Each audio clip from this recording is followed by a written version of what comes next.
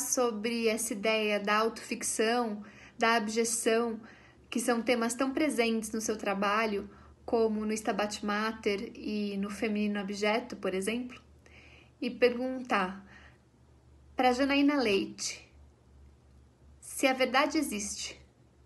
Onde ela mora? No desconforto, talvez? Olá, queria agradecer o convite e fiquei super feliz quando eu recebi as perguntas, entendi que estavam falando comigo, que as perguntas eram para mim mesmo, ouvindo meu nome, então fiz questão de responder uma a uma para as mulheres que me lançaram as questões. Então, Nina, sua pergunta sobre...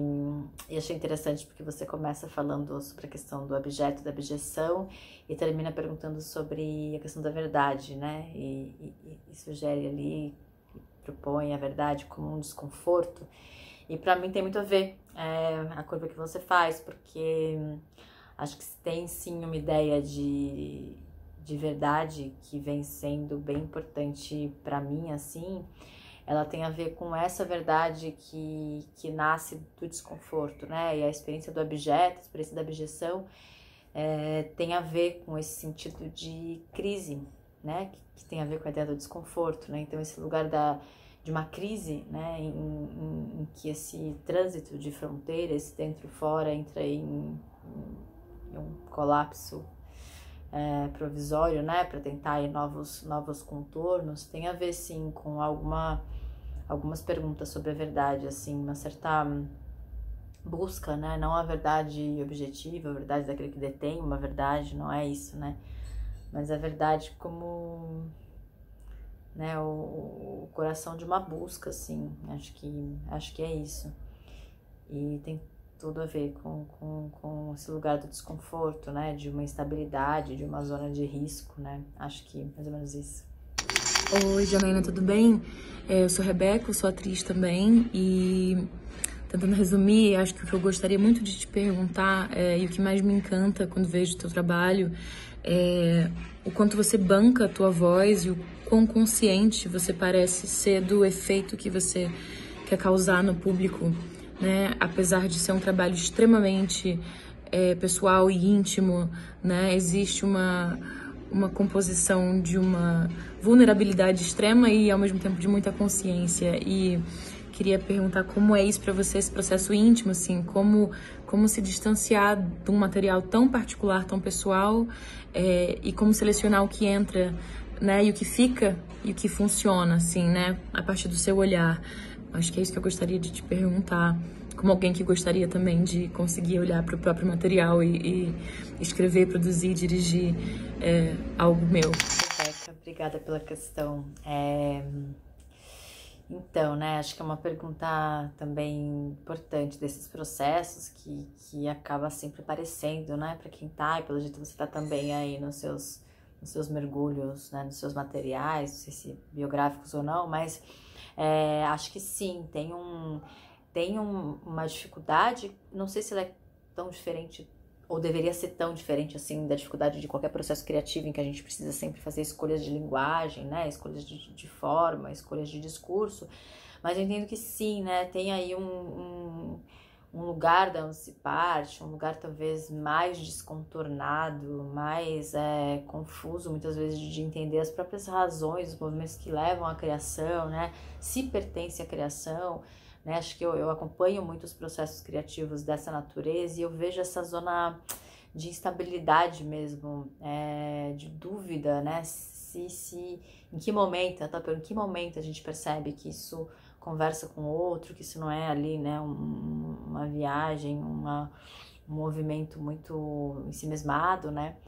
Mas você mesma coloca na sua questão, fala da questão do efeito, né, esse controle do efeito e ao mesmo tempo a dimensão íntima, né, e aí lembro imediatamente do Stabat Mater, que eu uso duas ideias, que é da retórica e da parresia, e acho que tem muito a ver, porque a retórica é essa dimensão do controle das ferramentas, né, de uma instrumentalização, né, da linguagem, das ferramentas da cena, né, que a gente vai usar, manejar para atingir um certo efeito, né, E ao mesmo tempo a dimensão da poesia aqui, né, como na definição do Foucault, ela não é uma técnica, ela é uma atitude. Então, e é sobretudo um modo de viver, é uma prática sobre uma prática de si, né? Tem esse termo na história da filosofia, que é das práticas de si. Então eu acho que a arte tem muito a ver, esse espaço de arte onde eu tenho transitado e tem a ver com a ideia de uma prática de si, que tem a ver com isso que você fala de uma dimensão íntima, mas tem a ver com essa dimensão retórica, né? Que é de um pensamento sobre as ferramentas de linguagem, né? Que o universo estético é onde eu transito, as coisas que eu gosto de ver, as coisas que eu gosto de ouvir, os artistas que me influenciam, né? Os talentos que eu tenho, os talentos que eu não tenho, porque às vezes também não é só porque você sabe fazer alguma coisa, porque você não sabe fazer outras, é que você vai se virar aí com as suas próprias ferramentas, assim. Então, acho que aí você vai encontrando também o seu barro, o seu chão, né? Mas é uma questão de linguagem, né? Acho que a questão é que, porque estamos fazendo arte, né, disso que estamos falando, é que esse conteúdo aí, seja de que natureza for, ele vai precisar encontrar essa mediação, que é pela arte. E aí são ferramentas de linguagem, ferramentas de discurso, né? Então, não tem como não acontecer esse descolamento, essa escolha dos materiais, esse estranhamento em relação a si mesmo, né? Tornar-se aí um outro para si mesmo, para poder manejar o próprio material plástico, psíquico, corpóreo, né? E dentro de uma obra, peça de teatro, seja lá o que for, né? Então, boa sorte aí nos seus processos. Oi, Diana, tudo bem? Sou a Anaí. Eu tenho 2 perguntinhas. Eu queria saber para você como tem sido durante essas experiências, não só as peças, mas também as oficinas, né? Você acha que o olhar da câmera, ele tem sido, sim, semelhante ao olhar do espectador, ao olhar do público, que hipoteticamente estaria te assistindo presencialmente? Como é que você tem sentido isso nas experiências que você vem se propondo nesses novos formatos? E eu queria saber também quais têm sido os seus principais desafios dentro dessas novas mídias e dentro também desse caldeirão que a gente tá enfrentando aí para poder continuar na ativa. Oi, Anaí, tudo bem, querida? Tinha muita gente com quem já troquei figurinhas por aí, que bom. A questão do teatro online, da virtualidade, o teatro, dessa coisa toda, né? Eu tenho tido experiências muito férteis, assim, né? Eu nem tento aproximar no sentido do que é a experiência do espectador do teatro, né, que é isso, a gente respirando no mesmo espaço, a gente podendo cruzar os olhos com alguém, realmente cruzar os olhos com alguém, né, e não quando a gente tá no Zoom, que a gente não sabe pra quem tá olhando pra onde, né. Mas eu acho que sim, eu tenho sentido que sim, que é possível construir qualidade de presença, experiências de presença no online. E eu acho que pra mim, né, a presença é um elemento fundamental que caracteriza o teatro. Então, tanto nessas oficinas que você citou, eu tenho tido foi uma das coisas mais legais, felizes desses períodos, de fazer as oficinas, de às vezes ter um monte de gente ali, as pessoas com muita disponibilidade, com câmera aberta, com pequenos ritos ali de estar, e eu me preparo o dia inteiro, eu fico ali concentrada para dar oficina ou para fazer uma apresentação, assim, sinto que me preparo como para uma apresentação de teatro, assim, onde você precisa sustentar uma qualidade de presença. Quanto ao espectador, que é o que você pergunta, isso é muito difícil ser um bom espectador aqui. Eu não sou a melhor espectadora aqui. Muitas vezes a gente liga, assiste uma coisa, resolvendo coisa no celular, lavando louça, resolvendo pepino da casa, com criança por aí. Então, né, que qualidade de presença é essa que a gente pode dar pro artista, pro professor, pro orientador ali do outro lado, né? Mas sinto que é possível, assim, através de criar pequenos rituais e a gente, como plateia, também se responsabilizar por que qualidade de encontro a gente quer ter e não deixar isso só nas costas do artista, né? Mas eu tenho tido, sobretudo nessa relação aí com os temas que eu venho trabalhando, que é a questão da pornografia, do erotismo, do obsceno, né? Nesse espaço do online, assim, existe um campo muito, muito vasto, né? E qualidades de presença e de engajamento muito profundas. Então, rolou uma convergência de momentos, né? A questão do... Você pergunta também da questão dos desafios, sei lá, pra mim eu tenho desafios, assim, de ordem tecnológica, eu não sei editar um vídeo, nem colar, com CRE, nada, sou super, assim, passei um ano com o microfone cagado, assim, que... tem uma coisa que às vezes a tecnologia me desespera um pouco, assim, mas eu sinto que dramaturgicamente venho conseguindo explorar campos de relação nesse universo do online tão ricos quanto, e até mais, vou dizer, mas acho que não cabe essa comparação, mas assim, onde é realmente possível você ter uma qualidade de presença e engajamento desse espectador ali do outro lado, tão potente quanto, né, usando das ferramentas e da estrutura de encontro que tem aqui no virtual, e que é diferente da estrutura de encontro e engajamento que tem no real.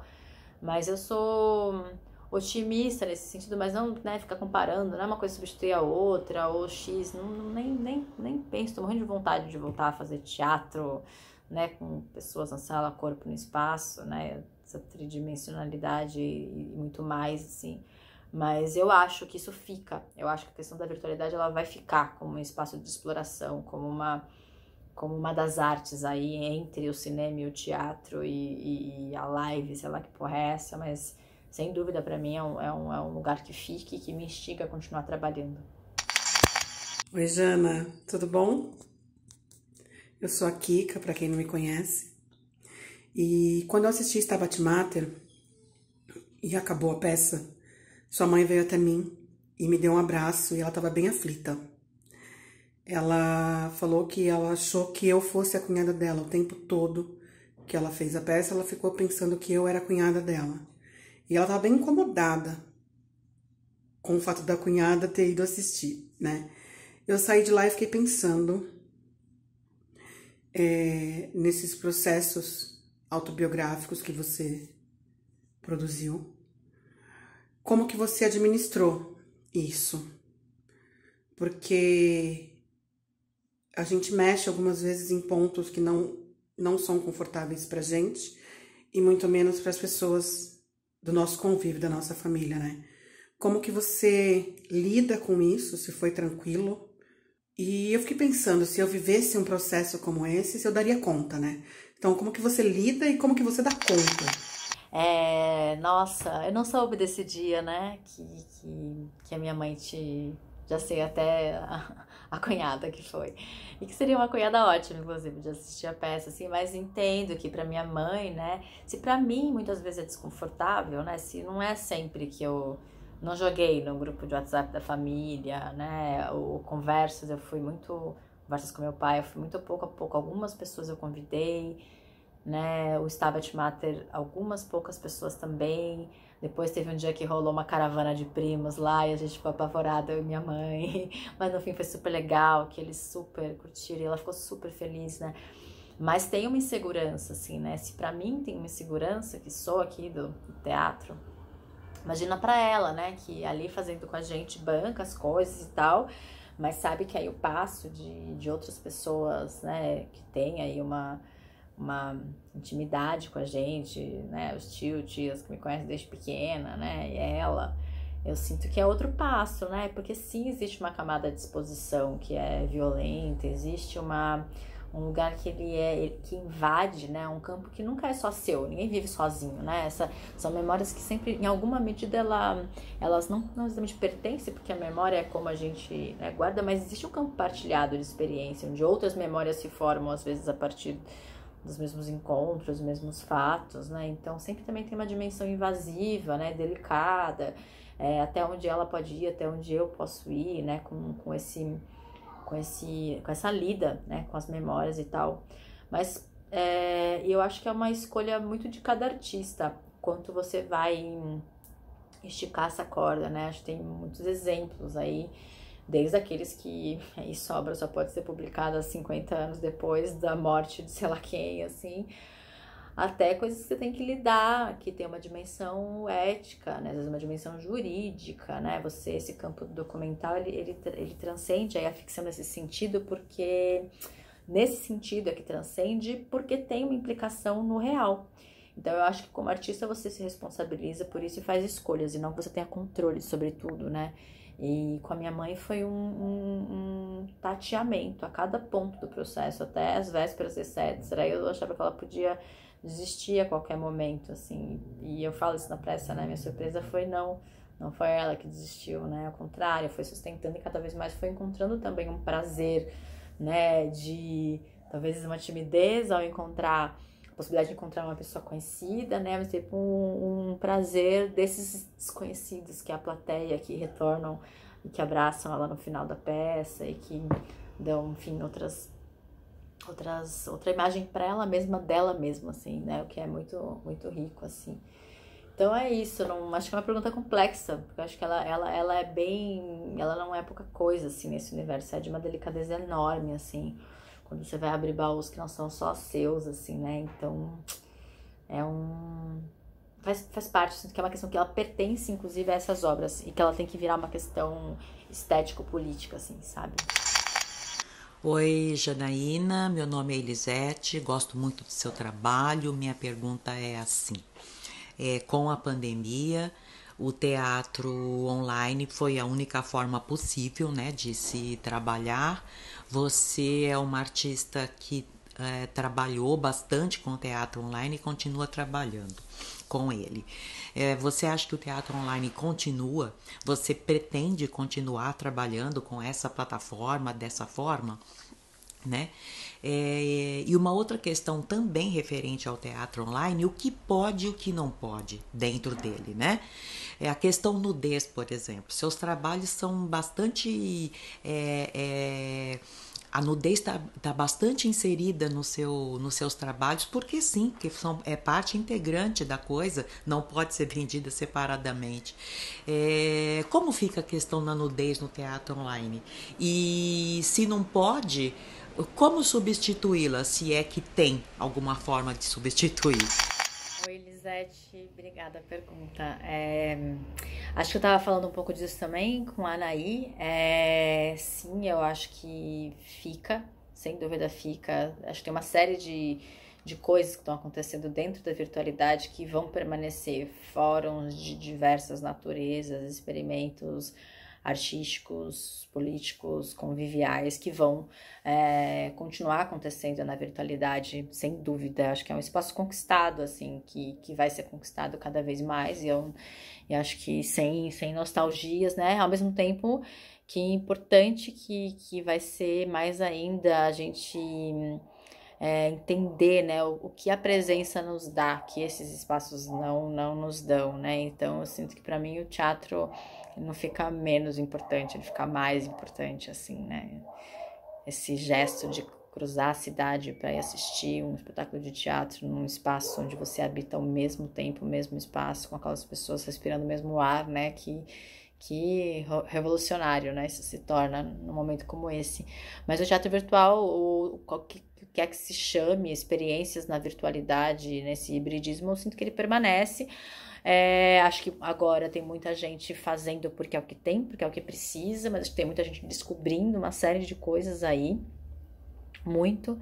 E eu sinto que para mim isso é um lugar de descoberta enorme, e que se fica, se não fica, depende de cada projeto, né, de cada movimento. Eu sinto que fica por um tempo, porque eu tô bastante relacionada, bastante interessada pelas questões do universo da pornografia. Isso tem a ver até com a sua segunda pergunta sobre a nudez, que ao mesmo tempo a nudez, e aí indo mais além, né, a questão do erotismo e da pornografia no campo do virtual, ele tem outros contornos, né, que é diferente de um corpo nu em cena para um teatro de 10 ou 100 pessoas, né.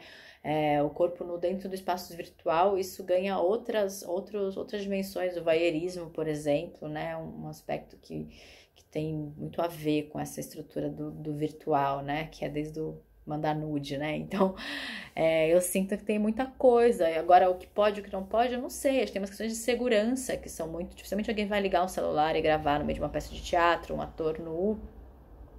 E a gente sabe que na virtualidade você rapidamente perde o controle do que tá aí pela internet, né? Então a gente entra num território de risco mesmo, né? O quanto cada um quer se expor e correr esse risco, porque a internet também vira terra de ninguém uma hora, né? Então eu acho que é um pouco o passo que cada artista quer dar. Agora, se questão de proibições, você vai ter, o Instagram não vai deixar mostrar, fazer nada, né? Você tem a pornografia, ela é muito...